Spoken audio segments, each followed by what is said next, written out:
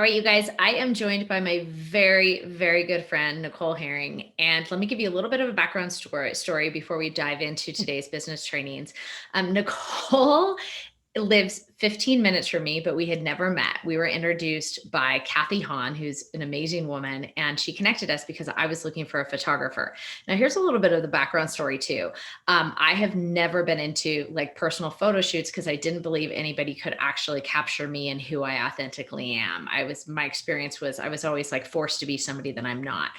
Anyway, long story short, we were planning our business retreat at a beautiful beach house in Tampa, Florida, on the beach in Tampa, Florida. And I really wanted to bring a photographer. And I met Nicole and I realized it was the first person that I had ever found that could truly capture the authentic behind the scenes of what we were doing as a company and get amazing photography of really what it's like to be part of the SweetLife company and who I am as a person.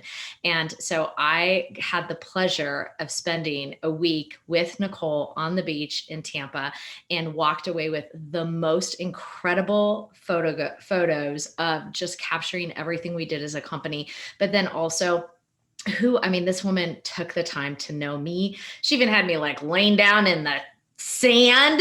And I was like, yes, you want me to lay down with my hair in the seashells in the ocean? I would love that, So she really took the time to know who I was as a person. And I am just so blessed to have her in my life. Now, the thing that we're talking about today is one of Nicole's incredible giftings, and that is helping entrepreneurs actually create this personal brand that lives a legacy that is true to who they are as people.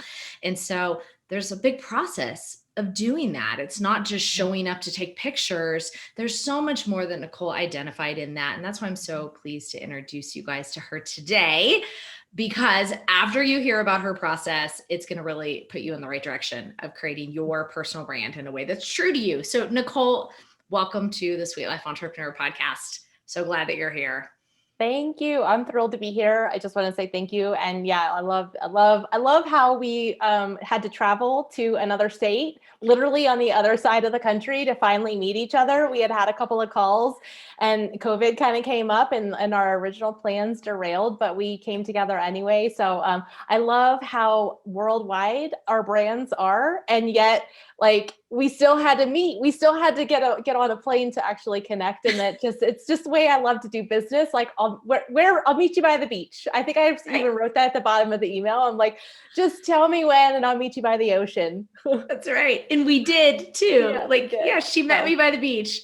Yeah, it was awesome. So tell everybody about, kind of your evolution into your now area of incredible expertise. Thank you. Yeah. You know what? It's interesting because it's like at one point when I decided I wanted to leave the version of motherhood that was the stay-at-home, the homemaker version of motherhood. What else is out there for me? I really did not know what that looked like. And I just thought, how can I get paid to be creative? I didn't know what that meant. I didn't know how, there was a whole entrepreneurial part of the journey that it was just like so outside my realm of possibility at the point. I didn't know what I didn't know. And so I went on a journey for a couple of years of just allowing myself to say, hey, I would like to get paid as a personal stylist, as an interior designer. I've rebuilt and refinished furniture. I paint on canvases, like all kinds of things. And then fell into finding that I had a knack for writing, and then writing led me to copywriting, and copywriting led me to branding, and branding led me to photography. And then it was like this whole full circle cycle where it was kind of like, oh, branding, photography, personal style, interior design, all of that is all so well encompassed in multiple all the facets in one nice and neat package. And I was like, oh, so like I didn't even know branding was a thing. And so I really pursued that path and I really loved it. I worked with some great women, helping them build their brand, writing content, helping them create launch strategy. And then they would do nothing, right? Like they would pay me thousands of dollars to develop these concepts.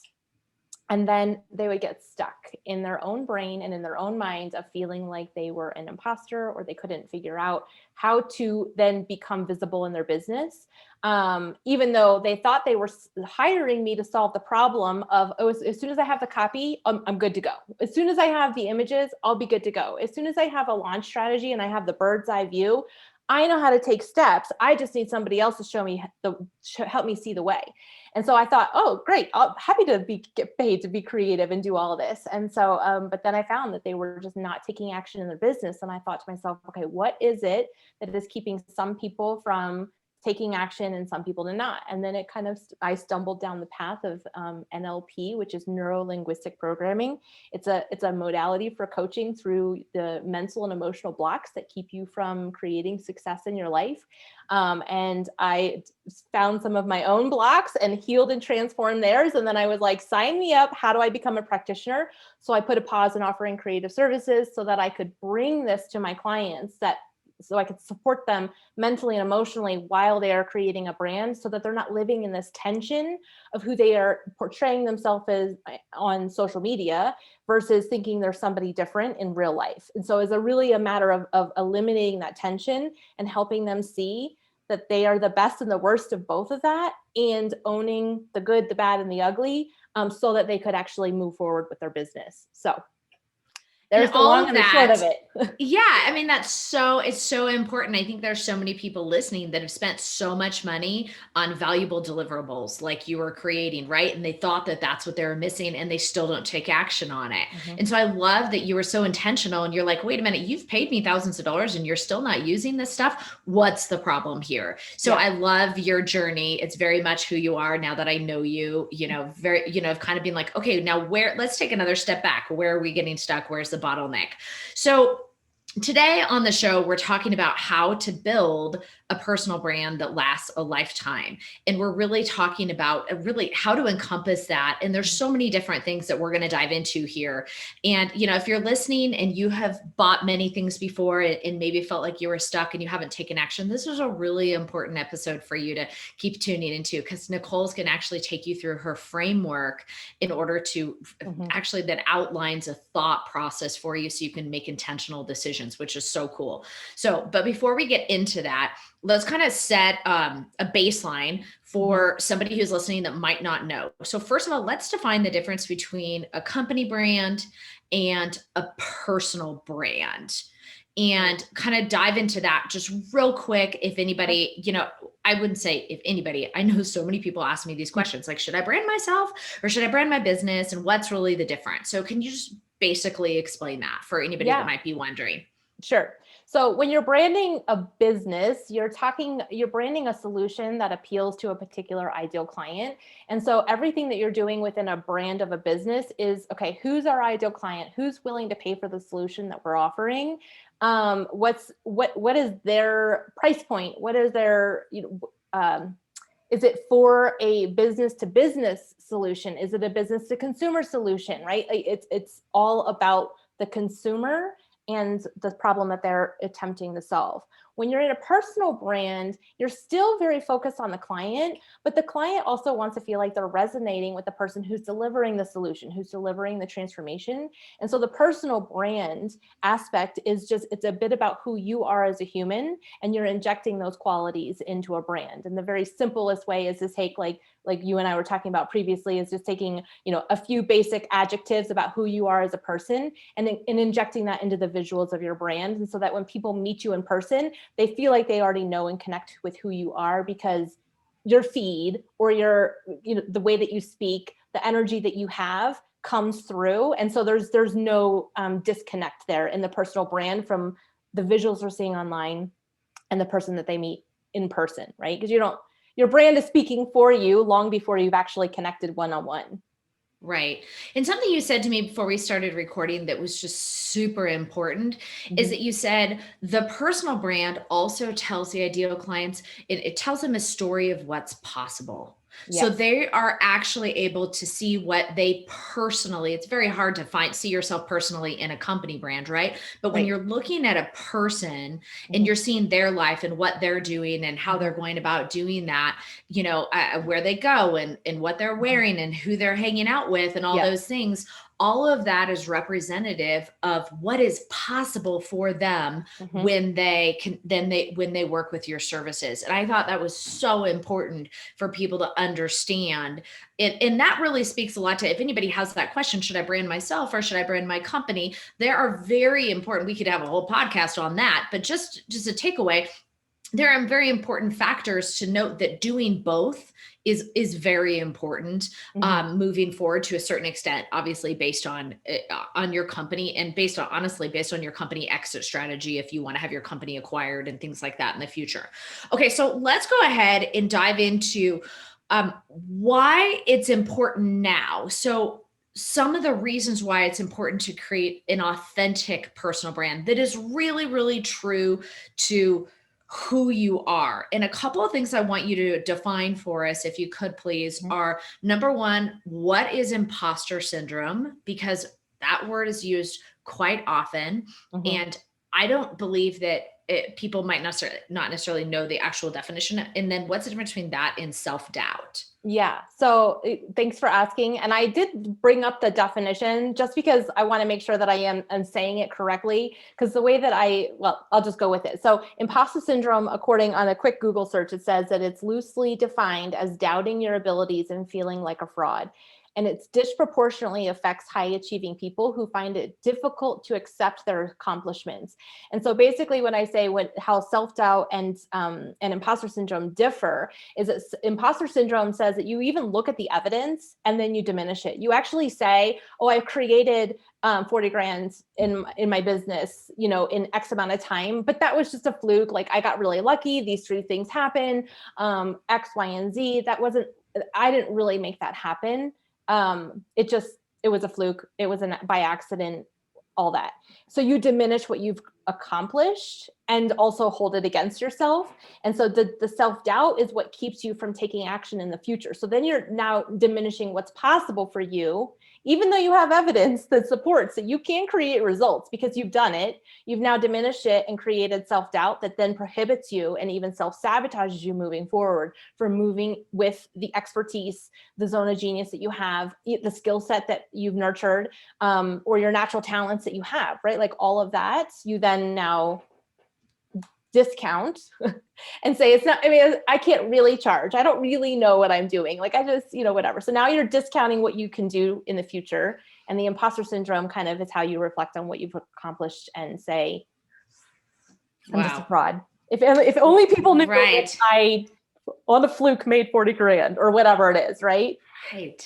Right. Okay. So, I just a random question for somebody who's listening. I mean, and most of our listeners are in this growth and scale phase of their business.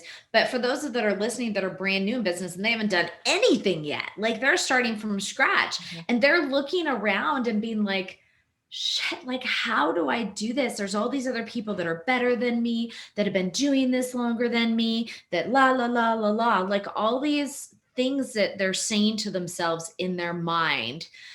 We're going to go through this framework here, which I'm so excited for you to share your framework. But is there something that you would say to them specifically? Oh, for sure. So all the time, and I mean, I'm not making this statement up. People say it all the time, but it's like, you cannot compare your beginning to somebody else's chapter 47 or whatever it is. And so you have to allow yourself to be bad, to be a starter, to be fresh, to be new.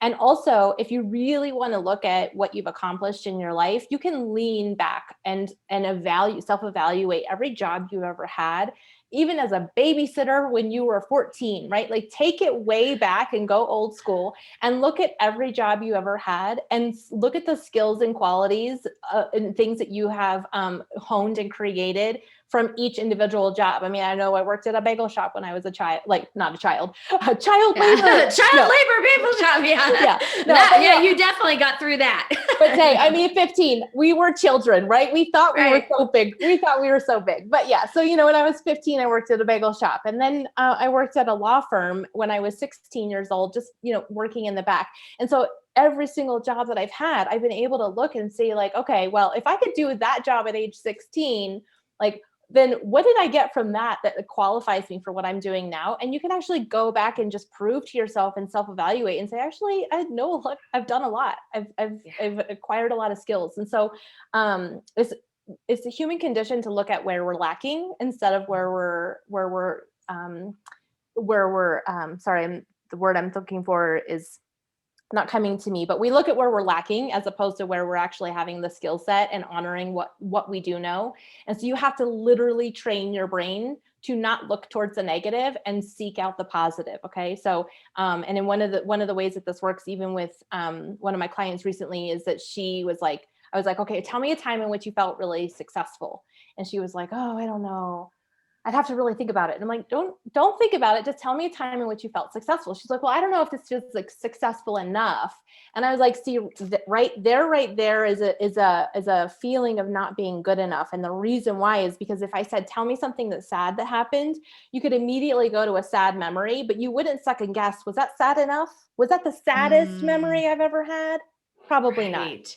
Right. And so it's a Wow. human condition to really look at the least important parts of the detail and make them the most significant things. And Yeah. you have to retrain your brain. And so that's a process that I actually teach my clients. That's the reframe process that I'm going to teach you right now. Is it's a bit of a lot of different things that I've learned. There are so many teachers out there who teach different parts of this, and for me, pulling it all together was not a feat in the sense where it was a hard accomplishment, but when I really saw the full picture, it just kind of blew my mind. And so the reframe Yeah. process. Yeah. Do you want me to just jump right into it? Yeah, so let's kind of set everybody up for what's about to come. So there are 7 steps to it, and you actually break out the word reframe into an acronym. So you're going to guide people through this process. And so at the end of this process, like when they're done with this, they're going to have a clear thought process to make decisions on building their personal brand that will last a lifetime. So that's the outcome of what you're about to teach here. Yes. Okay. Yeah. So let's go ahead and dive in. Yes. Tell us your reframe process. Okay. So when you are reframing something, the first thing we want to do is really look at, okay, what is the real and undeniable facts? What is the reality? That's what the letter R stands for. And so what we want to really do is break it down into 3 words or less of the problem that you're trying to solve, and take away all of the unnecessary words and all of the emotion, and just simplify what you're trying to create. And so if what you're trying to do is sit down and create copy for a website, or if you're trying to write sales content in an email, or if you're trying to start a nurture sequence in social media, you just don't make it into a big problem. You just like writing content. What's the most simple way for you to say, this is the problem that we're solving? What's the reality of the situation? And so then the next letter is E, which is experience. And so you really want to talk about, like, what is the experience, the reference in which we want the person, place, or the event or the thing.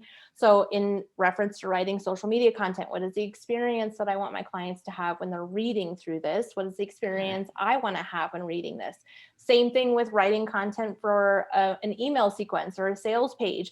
What is the experience we want people to have? And what's the experience I want to have, right? Do I want to feel confident? Do I want to feel, right? So that's actually F. I jumped right into the next F. It's such a natural process that I can lead right into it. And so the next letter of reframe is F. And so then you think about, okay, well, what are the feelings I want to accomplish in the writing this piece of content? I want to convert clients or readers into clients. How do I want to feel? The number one thing that people neglect to feel is confident, or like they know the answer to their client's problem. And so they sit down and they start to go into this worry, like, I don't know what to write. I don't know what my clients need to hear. Oh, what am I doing? Who am I anyway? Right. So they go into this emotional mind drama instead of sitting with confidence that they're the expert and they know how to solve this problem.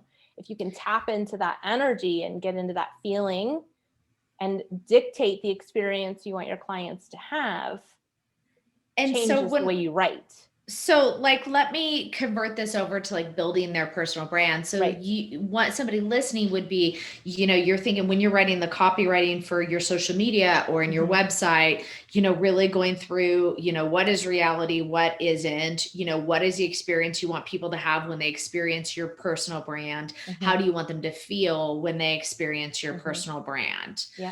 So that's, this process is so good. Okay. So, and then R. Okay. Oop, I'm going R. to notes here.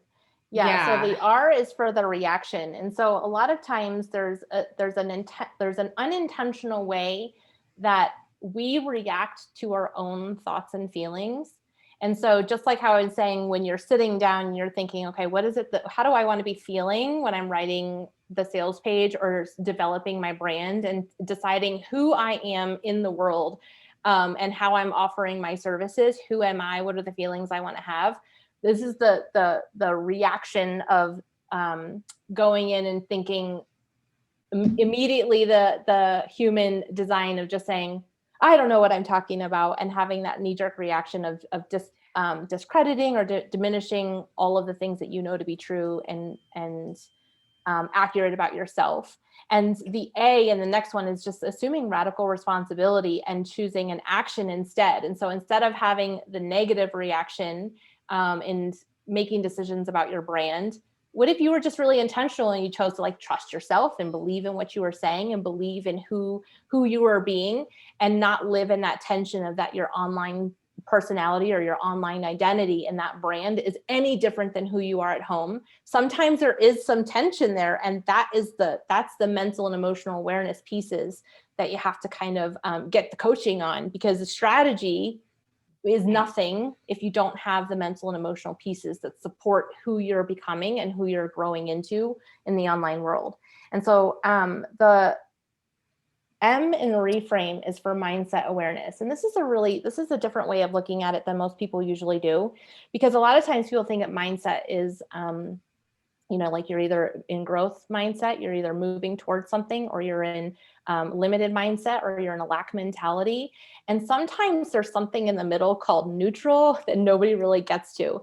And so I like to really attribute the mindset awareness to even like a storyline. And so if you have a story, there's like a hero that's out there like saving the world, and they're the ones that are in the growth zone and they're making all the magic happen, right? And you have the other side, which is the victim mentality, the fixed mindset. And then sometimes there's these innocent bystanders that are just part of the story, but it's not really their drama, but they get, like they're just there. They're a neutral person. And so sometimes I think that when it comes to in a mindset, when we're looking, especially if you're trying to build your brand, you coach people on this all the time. Like, okay, find your competitive people. Look at what they've got, what they don't have, assess their brand, what's missing.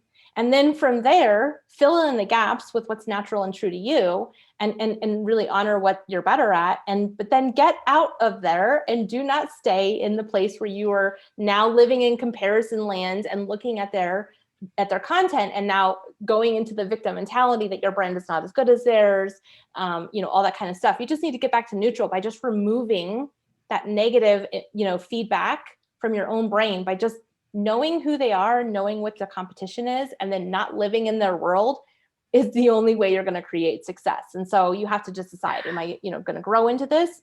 Can I go into neutral, or am I going to tumble down into victim world and be in a limited mindset and now second guess everything that I've made a decision on? And then the very last word is E, which is the 3 E's, because I could not pick one. I'm like, there's too many great words here, but listen, you have to experiment. Okay. So you just have to shift things and just be willing to experiment, live in the curiosity.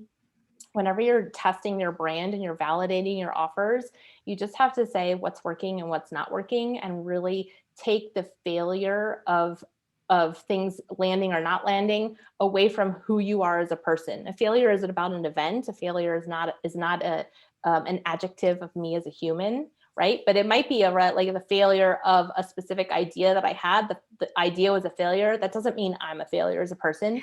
So you have to be able to experiment with curiosity. Obviously, execution of all things, right? You give strategy to people all the time. How many people are taking strategy and implementing, right? Like this is the disruption that you want to create in the market and in your industry, of saying, okay, like, listen, information's not enough. If you're not executing and implementing, you're missing the mark. And you, I know as a brand and as a company, are wanting to really change that. And then self-evaluation. I mean, here's the thing. The reason why we fire people in business is never the reason why we hire them. So if you can't go back and look at why you've fired employees, then you're not learning anything from that experience, right? So the same for ourselves. Like, if we don't self-evaluate and look at what worked, what didn't work, and allow ourselves to grow through all the circumstances, building a brand, launching an offer, all those things, if you're not able to self-evaluate without being hypercritical of yourself, right? It's like critiquing an experience without being hypercritical of the self. It's a learned skill set. So, and that's one of the things that I found is that people were just, their inner critic was so harsh. Mine too, right? Like I was like, everything that I did was not good enough. And this, I did not become an expert in overcoming imposter syndrome because I just learned from a book. This is the crap. Right. I don't know if I can say cuss words on here, but I'm like, this is the SHIT that I went through to, overcome my own self-doubt and my own imposter syndrome and be like, actually, I do know a lot and how to go through this process. So this came from a year's worth of wanting to get out of my own damn way, to be honest. Right. And I love your framework. And I just want to highlight something you said, just kind of in recapping here. It was under the mindset piece. I love the neutral piece. And I think that you're so right. I don't hear that spoken to very often. It's either the growth or the fixed mindset. But what you said is you have to just decide to grow through this. And I think that is so important because, I mean, there's like nothing sexy or glittery about that. You just choose to go through the process of taking the action, which is your next step, really in believing in what you do, and you just choose to take action to continue on to force that wall down. And I think that that is so important that you said that. So let's go ahead and just kind of recap this reframe. So this is your reframe process, and what our listeners can expect is when you go through this and you take these concepts and you apply them to developing your personal brand, it gives you the thought process. So these are things that you think through as you are developing your visual and your written brand and the way your brand is represented to the world. And so first you said the R is reality, what is real and what isn't. Yep. The E is experience. And, really, and you elaborate on that. So beautiful. The F is diving into your feelings. The R is the reaction. The A is assuming radical responsibility. Love that. The M is really the mindset piece. And then the E is the experiment, execute, and self-evaluation, was it? Yeah, evaluate. Yeah. Evaluate. Exactly. It's all so good. It's all so good. And so this really is a thought process. I love that you have created a process of thinking to make sure that people are making strategic decisions about their personal brand. Personal branding, I think that that's why so many people get stuck. Like when we're branding a company and, it's totally different, and we can pivot brand strategies and all those things. When you are personally branding yourself, especially putting it out on the forevermore timestamp on social media and what that looks like online, things that, we cannot take back. Like once we put them out there, they are there. I think that's also why people like there's some confusion or fear or worry of doing it incorrectly, but you've just done a beautiful job laying out this framework to have people really consider, this is what I want to create. This is why I want to create it in a very intentional way that is in fact going to build a personal brand that lasts a lifetime. So Thank you so much for taking the time for people. And how cool is it? Like it's always through our own journy that we build the most incredible solutions for other people. Oh, for sure. Yeah. I think that's, and the one thing awesome. I do want to say, I just would say one thing is that a lot of times too, people put this, this feeling of this is like, oh, it's forever. Right. And it is building a lifetime brand doesn't mean that you have to choose this one thing and then you're going to stick to it for the rest of your life forever and ever. Amen. It just means that, like you're going to be true to yourself no matter what. So your brand is going to be aligned with you for the lifetime of your brand. It doesn't mean that what you're choosing today is the thing you have to stick to for the next 72 years. It's just how to be aligned for the lifetime of your brand, no matter how your alignment, the ebbs and flows of your own journey can always reattribute, and rebranding is a thing. People do it all the time. You don't have to feel like this needs to be set in stone. So don't worry about that part. Just know that your brand will always be a reflection of you if you are really in tune with your self-concept and who you are as a human. And confidence in that is what creates the most beautiful brand identities. Right. So well said. Thank you so much for being on the show, Nicole. And we'll put it all in the show notes here, how people can find you. But in the meantime, for those just listening, tell everybody about your business and how they can find you on social media and online. Thank you. Yeah. So I do personal concept coaching and I do brand identity coaching. And really, it is the beautiful part that I love is to support the woman to feel like she is the best of who she is in real life, and then making sure that that transfers into her brand, and so that it feels just like it's business, it's personal, and it's one beautifully reflective relationship instead of living in the tension of that. And so my website is really simple, NicoleHerring.com. There's NicoleHerring.com. I have brand retreats coming up. Let's all fingers crossed that travel opens up internationally. But for Right. right now, we're doing some, mainland retreats. And of course, I do coach my clients on a one-on-one basis. And I do have a group program that the SweetLife company is helping me to get out into the world. So that'll be exciting. And yeah, on social media, you can find me on Instagram. It's Nicole Herring, brilliant mind mastery coach. Sorry. I recently changed the name of that. And then of course I'm on Clubhouse under Nicole Herring, just my name. So come find me. Yeah. I'll be getting on there and helping women to break through their self-belief and limitations within themselves so that they can just get out there and make a difference. Yeah. And I will say, I actually get a lot of questions on who does our photography. So this is the woman, you guys, if you're following me on Instagram, you want to know who's taken all of our pictures. Nicole is the one. And people have been asking me actually, like, who is she? I want her to come to me and on my retreat.